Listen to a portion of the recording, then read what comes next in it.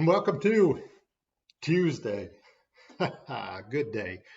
Tuesday is always a good day. Don't know why, but it's a good day. And like I say, welcome into my little world for a moment. Let's spend a moment together thinking about a couple of stories that come to my mind. I hope they're ones you'll like. One of them I think you'll know. One of them, let me tell you about it. Some of you may have heard. Several years ago, driving along the interstate between work and home, I began to notice that in the concrete barrier that divided the sides of the interstate highway, in one of the cracks, an interesting weed, I guess that's what it is, I don't know what the plant was, an interesting weed began to grow. And I thought, wow, that's amazing that it would grow right there in the middle of this busy interstate highway, but just this crack in the concrete there was evidently just enough of a place, enough dirt and so forth for it to take root and to grow up there. Day by day, I would watch the plant, as many others who drove the same way must have seen, and that plant would grow. And after a while, it got to pretty decent size. Above the divider in the road, probably a couple of feet or more tall. And had an interesting pyramid, triangular type shape. And amazed at its growth, I thought about it and I thought, wow, what persistence it took for that plant to grow in that place and to continue to live and thrive there. Well, ultimately, the season changed from the late summer into fall and got further into the fall, and the plant stayed there. I don't know whether the road crews never cut it down or just let it be there, never went by there. I don't know what happened, but it continued to grow there. And then sometime long about in November or December, as the cold weather had come in, the plant had begun to change color and took on kind of a golden appearance, dormant style.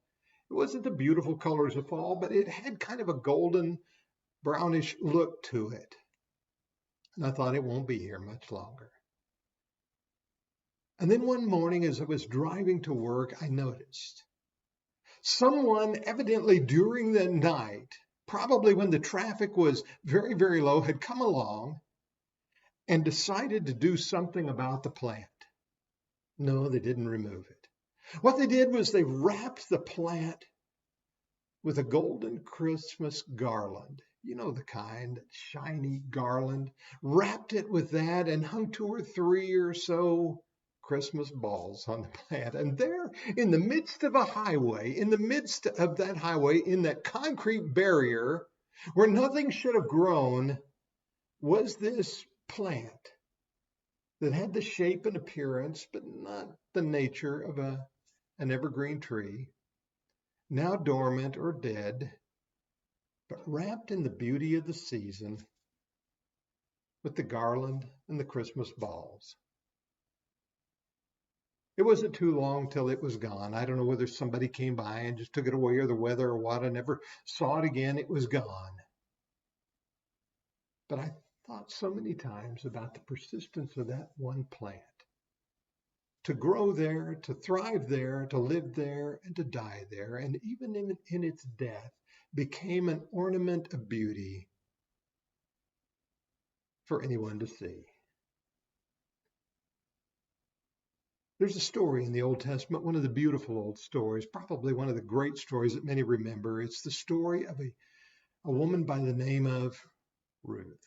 There's a whole book. It's a short book, just a few chapters long. Just 4 chapters. Beautiful little book of a story. And we may wonder about this story along the way because this young woman who is a Moabite woman marries an Israelite young man who then dies. She remains attached to the man's mother, her mother-in-law. And as her mother-in-law decides to return home from Moab and go back to her land near Bethlehem in Judea, as she decides to go back, she tells this young woman, Ruth, and another daughter-in-law to remain there, to go home, to find husbands, and to make a life. But Ruth will not. Ultimately, Ruth goes with her mother-in-law, sets up home, becomes a very devoted daughter-in-law to that woman named Naomi. And she even begins to go and work with other poorer people, to go and gather in fields what is left behind by the workers there and bring it home and take care of her mother-in-law while there. In the course of time, she meets the man who owns the field, comes in contact with him, finds out there is a relationship there. Ultimately, through the course of events and the beauty of the story, and I'm cutting it very short, but still in this story, the two become attached, become married. And here is this young Moabite woman who has been married, now widowed, attached in a foreign country, now comes to the point at which she again is marrying an Israelite man. An outsider becoming an insider. And if you read the story onward, and right at the end of the book, it tells some lineage. For she and her husband have a son who has another son who has another son. And I think I came close to getting that right. And there is this great grandson whose name is David. The young Moabite woman with persistence who will not step back, will not go home at her mother-in-law's request, but persistently follows, persistently dedicated, persistently caring, presents an opportunity, or is presented with an opportunity, becomes a wife and a mother, and becomes the great-grandmother of the great king of Israel, David. So even in her life, she is persistent, but in the end of her life and long afterward, there is an ornament of dedication to her and of beauty. So Ruth has a great-grandson who's remembered thousands of years later, and she is well. Listen to these words. You probably heard them. They used to often be recited in marriage vows. It says in verse 16 of Ruth chapter 1, entreat me not to leave you. These are Ruth's words to her mother-in-law. Or to turn back from following after you, for wherever you go, I will go, and wherever you lodge, I will lodge. Your people shall be my people, and your God, my God. And when you die, I will die, and there will I be buried. The Lord do so to me, and more also, if anything but death parts you and me. That dedication made her a special prize, that so many years later, she would be remembered, especially in the lineage of a king by the name of David, and I haven't even mentioned, many years later, in the lineage of Jesus. Wow. What a thing. Now, probably most people don't even remember that little plant that grew up in the midst of the highway. But it made an impression on me, maybe some others as well.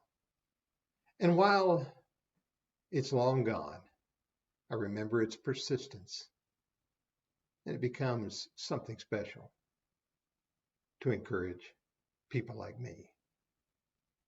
I hope you have a great Tuesday, determined to be persistent, to grow no matter what the situation may be. And you never can tell how beautiful the memory and the legacy will be down the road. Thanks for being with me today. Thanks for sharing this with me. And I'm glad to be with you. And we'll have some more to say down the way.